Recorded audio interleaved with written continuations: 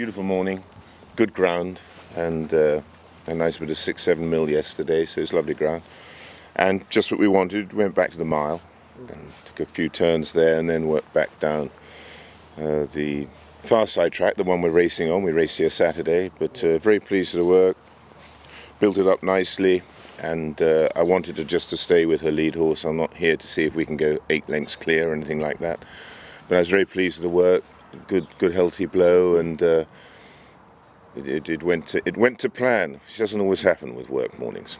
I mean, obviously I walked the lime kilns yesterday, but they've been very dry for 7-8 weeks, so it was perfect to be able to come here with, I mean, you know, they've obviously watered this. It was nice fast ground on Saturday, and then we got 7 mil on top, so it was perfect good ground. It is absolutely not good to soft. It's perfect racing ground.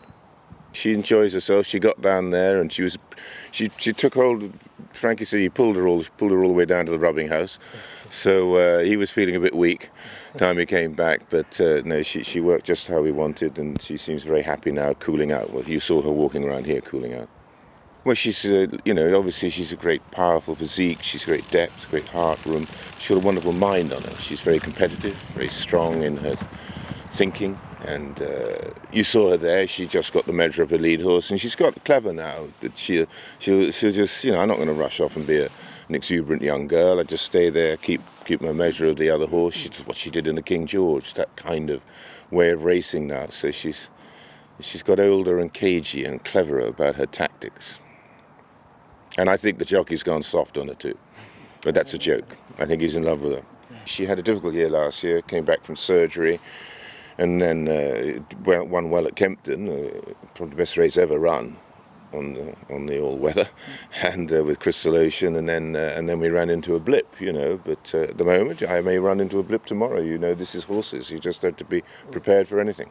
It looks a very good arc. She'd have to be in top form to win it. You really have the best 3-year-olds, obviously in the form of Sotsas, best 3-year-old in France.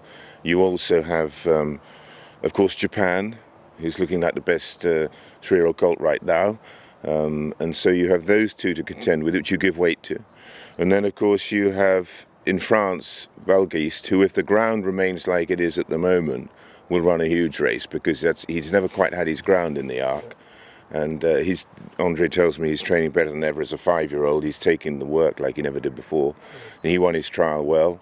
And then, of course, you have from here now the best older horse, Gaius, who we know came right back to his top form in Grosse Prise von Baden when he destroyed the field. And there's every reason to feel that he's found his way again, having slightly lost it in the spring in the Gannet. And he's a mighty rival. So I think it's a race of great depth.